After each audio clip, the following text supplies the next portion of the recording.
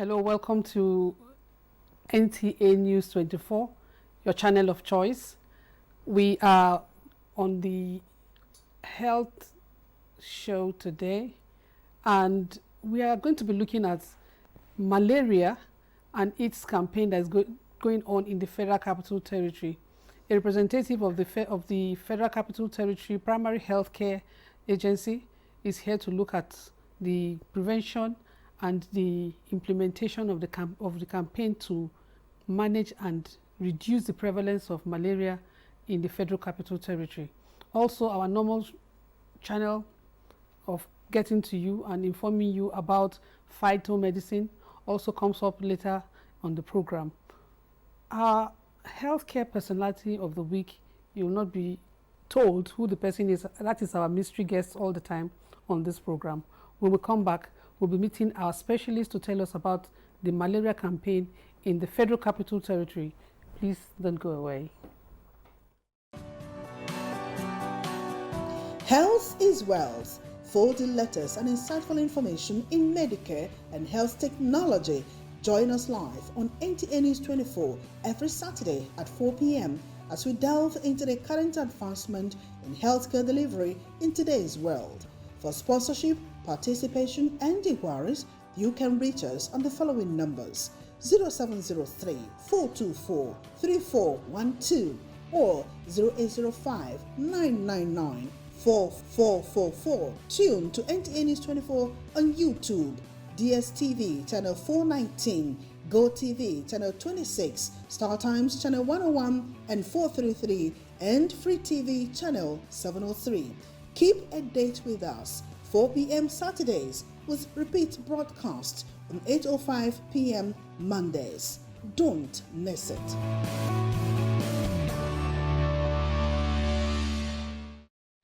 You're welcome back. My name is Salome Eferomo. With me in the studio is Dr. Aderonke Akonde, the Director, Disease Control, FCT Primary Healthcare Board. Dr. Akonde, you're welcome to the program. Thank you for having me. Thank you for coming. I've told my viewers at home that you'll be telling us about your campaign in the Federal Territory. Why malaria? It's been with us for years, and we think we've gotten a hold on it. We're managing it. People actually go and buy drugs when they have malaria. They don't know what to buy for themselves. Why are you doing the campaign now? Yeah, thank you very much. This is a very important question. So malaria with us has been a household name that everybody is aware of. So it's one of the most deadliest diseases, and leading to over hundreds of deaths of children under the age of 5 and even pregnant mothers worldwide, and including Nigeria. However, Nigeria is the leading cause of the burden of malaria worldwide. Over 25% of cases and over 25% of deaths, 27% of deaths, of global deaths, are attributed to happen in our country, Nigeria, and FCT is not any different. So this is the reason why malaria has become so, so abused, the most abused infection and disease that you will ever mention. And it's an endemic disease, just like you have rightly mentioned. Endemic disease in the sense that it has been with us year in, year out. We live with it. People go on self-medication on their own. So this particular disease is a plasmodial parasitic disease, which is as a result of mosquito bite. And because of this, you experience a whole lot of symptoms and manifestation during the rainy season. So why malaria? Malaria at the same time could also result in economic loss. It could result in productivity loss, and it could also be as a result, be the cause of leading cause of why children are not in school, particularly those in primary school. So malaria is a very, very serious disease, and we must take action against.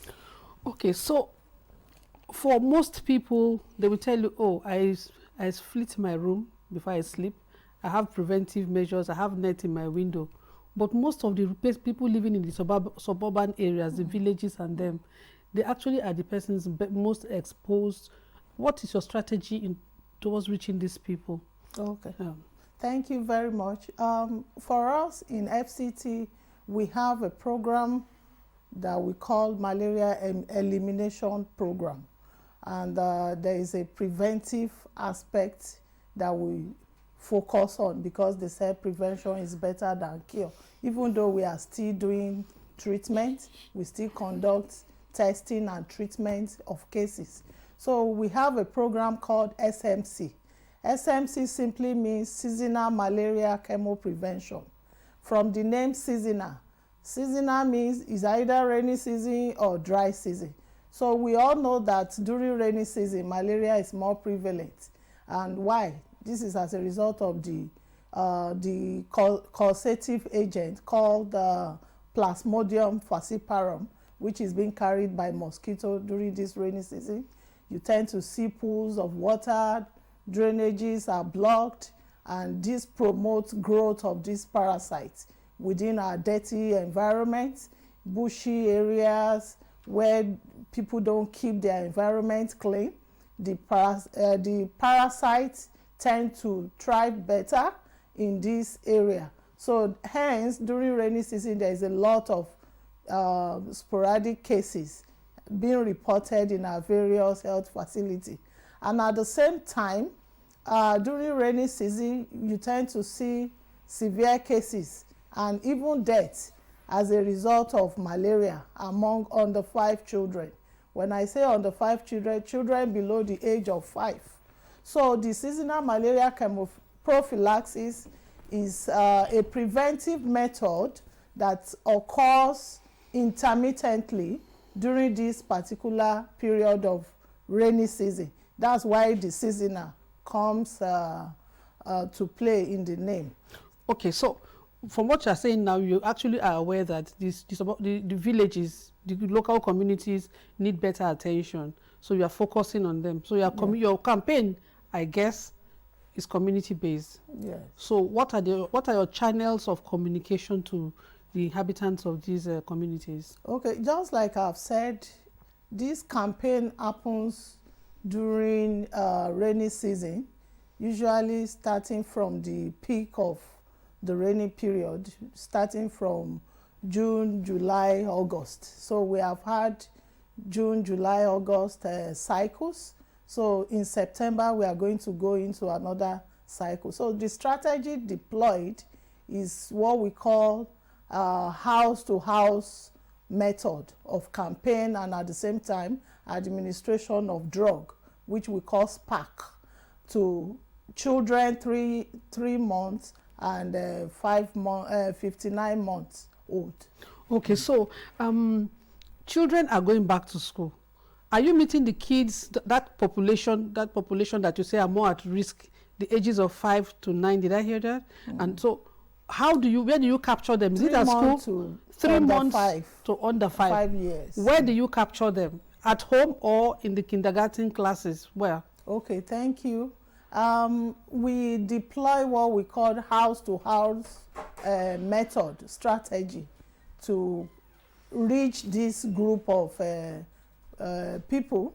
So our team of community drug distributors and health workers, they move from house to house with they have mode of identification. There's a kind of apron they put on with SMC written on it, we care.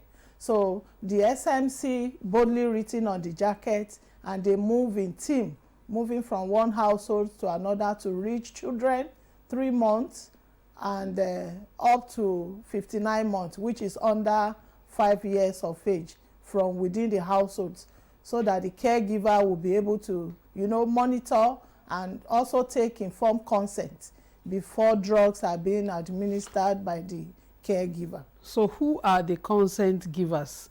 At that time that you go in, do you target when the parents will be at home, or for anybody that is authorized to give you, who are the people that gives you the validation to administer whatever you want to do, and what is the dosage?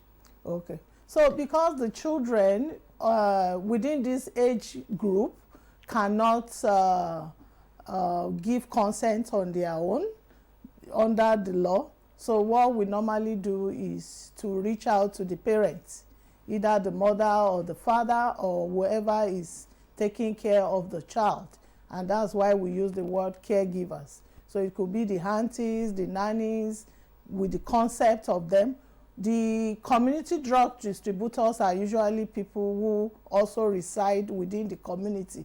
So they are familiar with the terrain, and even they could identify these faces. So they advise and counsel the caregivers on the modalities of, the drug functions. And at the same time, they administer the drug to the child through the caregivers. So what we do is we observe. There is a time we call directly observed therapy.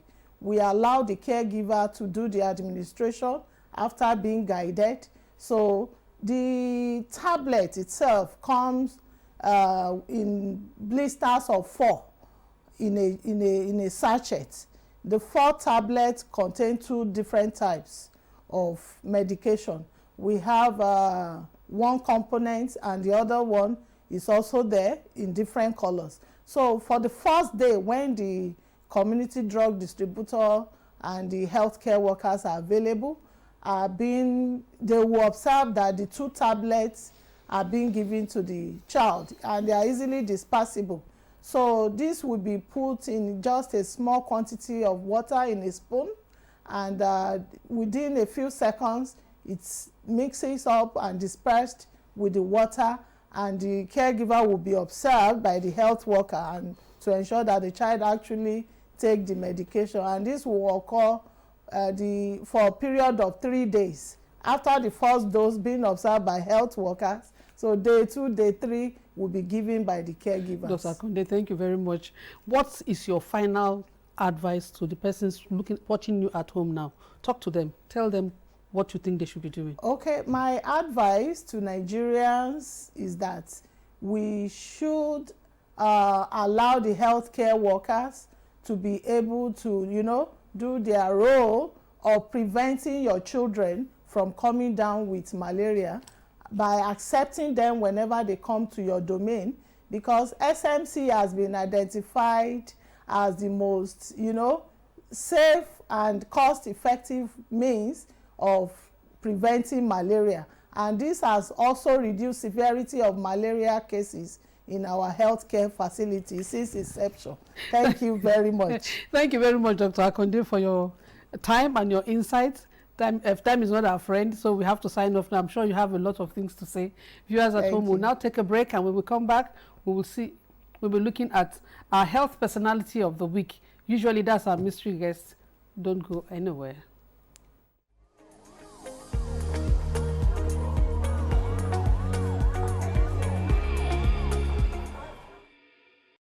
Our health personality of the week is Dr. Chike Ihekwazu, a Nigerian-German epidemiologist.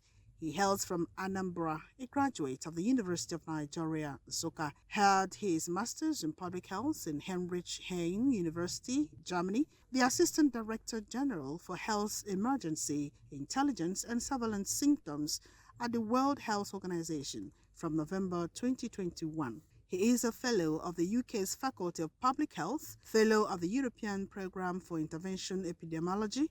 Ihekwazu worked as a medical epidemiologist in the Robert Koch Institute, Berlin. In 2003, he became a public analyst at Haringey Primary Care Trust, England. He held several service-based projects in public health organizations in England and gained knowledge and experience in control of infectious diseases. In 2014, he became a part-time senior advisor to the National Institute for Communicable Diseases, Johannesburg, South Africa. He served as the founding Director General of the Nigerian Center for Disease Control, NCDC, from 2016 to 2021. During his tenure, he was credited with transforming the NCDC into a world-class institute for disease control in Nigeria and Africa at large. In 2020, Inthe served on the IHR Emergency Committee for COVID-19, chaired by Dida Hussein. He led Nigeria's public health response to the pandemic through NCDC, a member of the Africa Task Force for Coronavirus Steering Committee, where he chaired the Infection Prevention Control Subcommittee. A recipient of the National Merit Award, Officer of the Order of the Niger, LLN, in 2021. His achievements and contribution to medical field is quite commendable. He had responses to several large outbreaks of infectious diseases such as monkeypox, yellow fever, and coronavirus.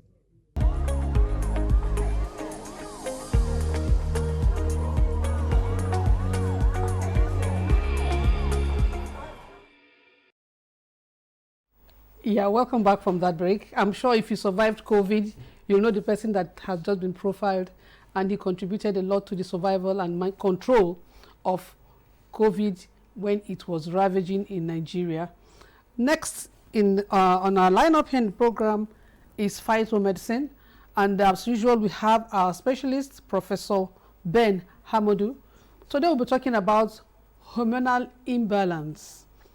Dr. Hamodu, you're welcome to the program. Thank you, and thank you, viewers. I had a friend at 31 that her menopause started at the age of 31, and she would fly to London and come back. That was the problem she had, hormonal imbalance. Although she later had children, but she didn't start having children till the age of 51. What could be the challenge, and what is the importance of hormonal balance in our well-being? Well, hormonal imbalance is a major issue, and it's a major health issue worldwide, happening in both men and women of various ages. Hormonal imbalance, as the name connotes, talks about hormone. What are hormones? Hormones are chemicals that are produced within the body system by the body's endocrine system, and they act as messengers within the human system, going up and down within the blood system, balancing processes and maintaining those processes. Once there is a slight change in the quantum of the hormones that are being produced, either high or less, affects the overall balance. When it is less, it leads to a number of medical or health issues. So infertility, like the one I gave, that's the one I know. What other diseases could hormonal imbalance cause in our system? Hormonal imbalance, so many. In conjunction with ulcer, you have issues of delayed menstruation, ceased menstruation, menstruation that comes 2 times in a month, menstruation that disappears, menstruation that comes large, the one that comes low, and so on. So hormonal imbalance is a very big topic that the kind of time we have may not be enough for us. In men, hormonal imbalance has to do with small penile system. It has to do with lack of interest in sex, malformed sperm cells that is unable to pregnate a woman, or even lack of release of sperm when love making takes place. So watery sperm, low sperm count, so many of them. Whereas in the women folk, you have issues of delayed menstruation, menstruation occurring twice in a month, menstruation that have ceased, menstruation that is black colored or chocolate colored. Okay, so now from what you are saying, it has some it also affects our emotions. Yes. It affects our emotions. So yes. Could that also lead to some kind of mental health issues? Yes, mental health issues. You have people increasing weight, mood swings, I mean, so many things, madam. Okay, so now, Prof, tell us, what solutions are you preferring with your phytomedicine? Well, the good solution is that with phytomedicine, we use combo that have been listed by NAFDAC. And when these combos are given, these issues are all resolved. You can imagine azoospermia in the main medical system. It's always very difficult to handle azoospermia. But within the phytomedicine sphere, this combo would somebody's sperm count taken from 0 to 30 million. This is no means a small from 0 to 30 million. From 0 to 30 million. What is the time period of treatment? 2-3 months. 12 weeks. Whereas it cannot, it's something that cannot be done. With orthodox medicine, is that what you're saying? Yes. Azoospermia, find out. Oh, well. On this program, we believe that anybody and everybody talking here is well certified and also is well informed about their subject matter. Yeah. And Professor Modu here is telling us that hormonal imbalance can be managed efficiently with phytomedicine. So what are you telling people who might be looking for, let me use the common fruit of the womb, which I want to have kids, my want to start a family? They are related. One of this thing is PCOS as a result of hormonal imbalance, fibroid, cyst, and what have you.